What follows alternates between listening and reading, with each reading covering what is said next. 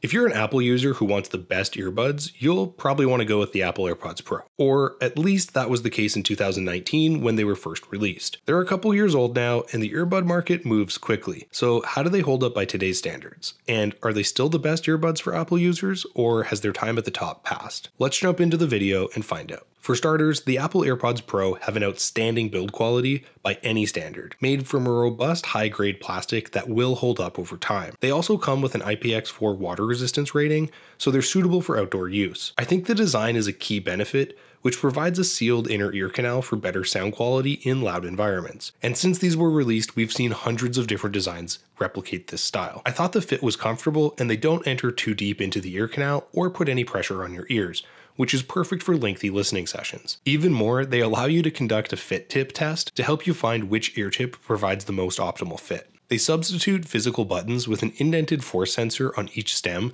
that allows you to make squeeze-based controls. While pressing the sensor doesn't provide any tactile feedback, you do get an audible alert and it registers the command. I thought the force sensors were responsive and the control scheme is intuitive. 1 tap to play or pause music, 2 to skip forward, and 3 to skip backwards. Holding down on the controls either enables active noise cancellation or Siri based on your configurations, which can be set from the Bluetooth settings screen, although long presses don't always register. The microphone quality was also impressive with accurate voice reproduction, but it struggles to separate your voice from moderate ambient background noise, so it's best to be used in quieter spaces. Here's a test. This is a microphone test of the Apple AirPod Pro. The Bluetooth connectivity is dependable, and they utilize Apple's H1 chip, which delivers automatic pairing with known devices when you start wearing them, improved connection strength with fewer dropouts, and a lower latency. I also like that this supports multi-point pairing, so you can conveniently switch between your Apple devices. I thought the battery performance was solid for a truly wireless earbud. The charging case comes with a lightning cable, but I found I would just wirelessly charge these anyway.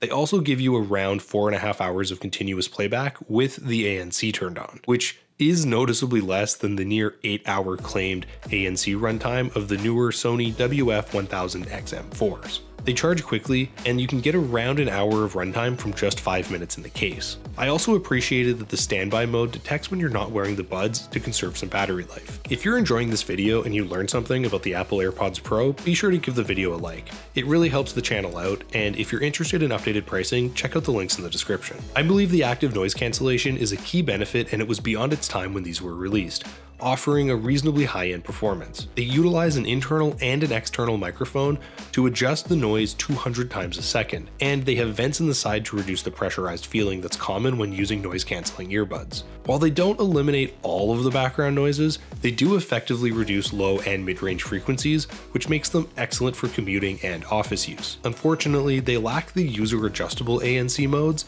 but the transparency mode was exceptional, and I don't think the sounds were unnatural like some of the competitors. The driver's audio performance is another major strength that does hold up really well. They deliver a relatively neutral sound profile that favors clarity and tonal balance rather than bass, so they're suitable for a variety of audio content. While the low-end response is weaker than the Beats Powerbeats Pro, the bass is present, controlled, and the accuracy is exceptional. I thought the mid-range response was remarkable, and it provided plenty of texture and detail to the vocals and instruments. While the treble was somewhat underemphasized, the accuracy was high-end and the response was even. They also offer compatibility for spatial audio, which is Apple's version of the simulated 3D surround sound. It also works well with 5.1 and 7.1 Dolby Atmos content for an immersive viewing experience. While it does lack a companion app, you do get some customization via the Bluetooth settings screen.